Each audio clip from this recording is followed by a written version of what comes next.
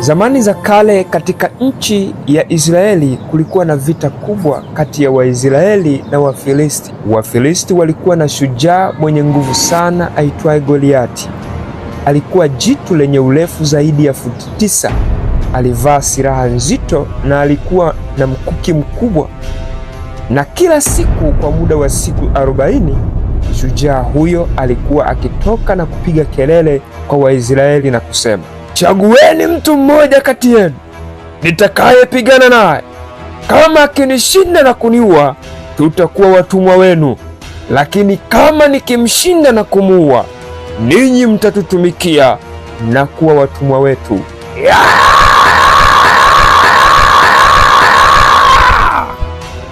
Waisraeli waliposikia waliogopa sana na kukimbia. Katika kijiji kidogo miongoni mwa vijiji vya nchi ya Israeli aliishi kijana mchunga kondoo aitwaye Daudi. Yeye alikuwa mdogo kuliko kaka zake 8, na kaka zake wakubwa walikuwa wanajeshi katika jeshi la Israeli. Lakini Daudi, kijana huyo, alibaki nyumbani akichunga kondoo za baba yake.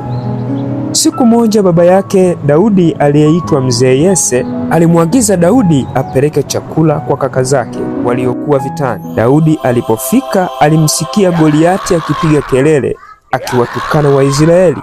Akaona jinsi kila mtu alivyokuwa akiogopa. Naye Daudi akauliza, ni nani mtu huyu anayethubutu kulitukana jeshi la Mungu aliye hai? Wakamjibu na kumwambia, mtu huyu amekuwa akipiga kelele na kutukana huku akijinadi na kusema, tuteue mtu mmoja apigane naye, na wote tumekuwa tukiogopa. Hivyo mfalme ameandaa zawadi kubwa kwa yeyote atakayejitokeza kupigana naye na kumshinda. Mfalme ameahidi kumwozesha binti yake, pia kumtajirisha, na ukoo wa mtu huyo utawekwa huru katika ufalme huu. Daudi akasema, mimi niko tayari kupigana naye.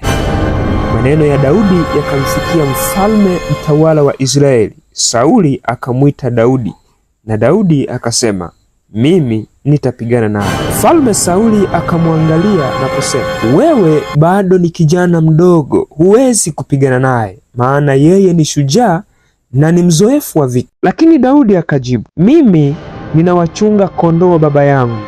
Nikiwa huko polini, wakati mwingine huja simba kutaka kuchukua kondoo, lakini mimi hupigana naye simba na kumuua. Wakati mwingine pia huja dubu akitaka kula kondoo, lakini pia mimi mtumwa wako nimekuwa nikipigana nao na kuwaua. Mungu anayeniokoa siku zote na simba na dubu ataniokoa pia na mikono ya huyu Goliati aliyethubutu kulitukana jeshi la Mungu wa Israeli aliye hai.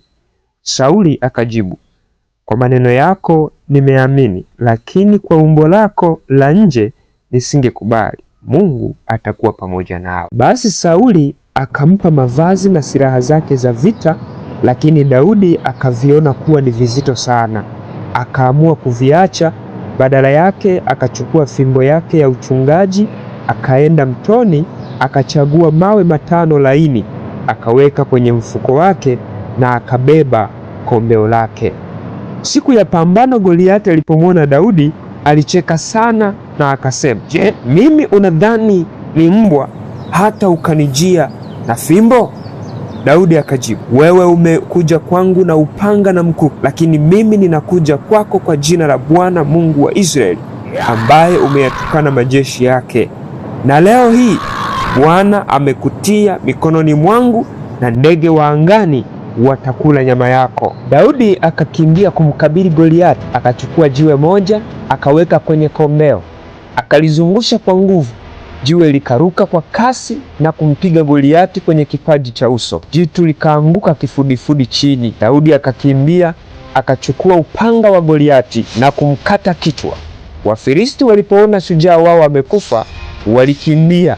Waisraeli wakapiga kelele kwa furaha na ushindi na kuwafukuza adui zao. Hadithi hii inatufundisha kwamba Mungu hahitaji mtu mkubwa au mwenye nguvu zaidi ili afanye mambo makubwa, bali Mungu anahitaji mtu aliye tayari kumwamini. Haijalishi unapitia wakati gani muda huu au upo katika majaribu na mapito ya namna gani, kama utaendelea kumwamini, Mungu yuko tayari kufanya mambo makubwa na kukuvusha, na watu watabaki wanashangaa.